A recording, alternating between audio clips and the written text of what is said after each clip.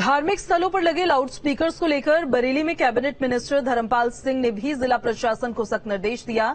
कहा कि तेज ध्वनि वाले लाउडस्पीकर किसी भी धार्मिक स्थल पर होंगे तो सबको उतारने होंगे, साथ ही इसमें लोगों को भी सहयोग करना पड़ेगा। कानों को फोड़ने वाली आवाज कोई बहुत अच्छा संदेश देने वाली नहीं होती है, तो इसलिए मंद आवाज से कोई बात कही जाती है तो वो कर्ण प्रिय होती है। माननीय योगी जी ने इसलिए कहा है कि बहुत तेज ध्वनि से कोई आवाज कर्ण प्रिय आवाज होनी चाहिए, कानों को फोड़ने वाली आवाज नहीं होनी चाहिए। इसलिए एक सीमित दायरे में आवाज आवे इसके लिए, और जो असीमित हैं उन्हें हटाने के लिए कहा गया है। धार्मिक स्थलों और पूजा स्थलों पर फिर से लाउडस्पीकर दिखने पर मुख्यमंत्री योगी आदित्यनाथ ने भी ऐतराज जताया है। सभी जिलों के आला अधिकारियों के साथ कानून व्यवस्था की समीक्षा बैठक में सीएम ने निर्देश दिए कि लाउडस्पीकर्स को उतारा जाए। बता दें कि पिछले साल मुख्यमंत्री ने लाउडस्पीकर के खिलाफ अभियान चलाया था, जिसमें पूजा स्थलों से 1 लाख लाउडस्पीकर उतारे गए थे, 60,000 की आवाज कम की गई थी।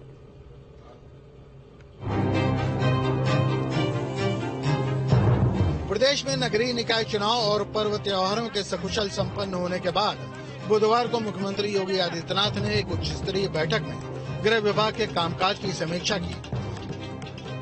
इस दौरान उन्होंने शासन स्तर के वरिष्ठ अधिकारियों, मंडल और जिले के आला अधिकारियों के साथ बैठक की। इस बैठक में सीएम ने कहा कि हाल ही में कुछ जिलों के दौरे पर मैंने पाया कि फिर से धर्मस्थलों और पूजा स्थलों पर लाउड स्पीकर लगने लगे हैं, जो स्वीकार नहीं है।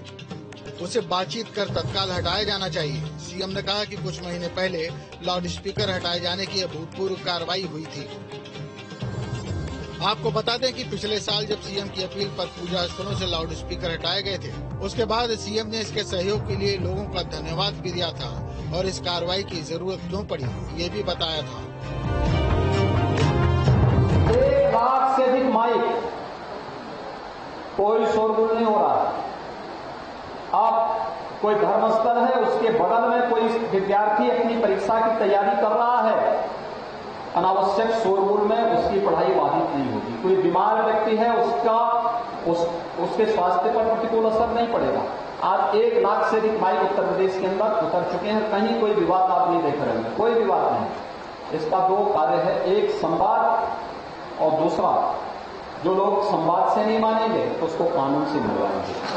तो हम लोगों ने उत्तर प्रदेश के अंदर अपनाया है। लाउड स्पीकर्स को लेकर योगी की चिंता मरीजों के स्वास्थ्य और बच्चों की पढ़ाई को लेकर है, लेकिन कई लोगों को योगी की इस मुहिम से ऐतराज भी है, जो इसे धार्मिक रंग देना चाहते हैं। तो कुछ को ये अभियान अच्छा भी लगता है। बहुत जगह, बहुत मर्तबा ये देखा गया है कि दोनों समुदाय में अगर लड़ाई का बाइस बना या वजह बनी तो ये लाउड स्पीकर बना। तो इस वजह से लाउड स्पीकर पर कंट्रोल होना चाहिए और इसमें किसी हुकूमत को कहने की जरूरत नहीं है। ये खुद हमें और आपको इस बात को समझना है, आवाम को समझना है और समझ के खुद ही इसके आवाज को कम किया जाए और कम से कम लाउड स्पीकर का इस्तेमाल किया जाए। योगी जी ने कोई भेदभाव तो नहीं किया। अगर मस्जिदों से हटा तो मंदिरों से भी हटा, लेकिन मंदिरों ने तो कोई कहा नहीं, कुछ स्वीकार लिया।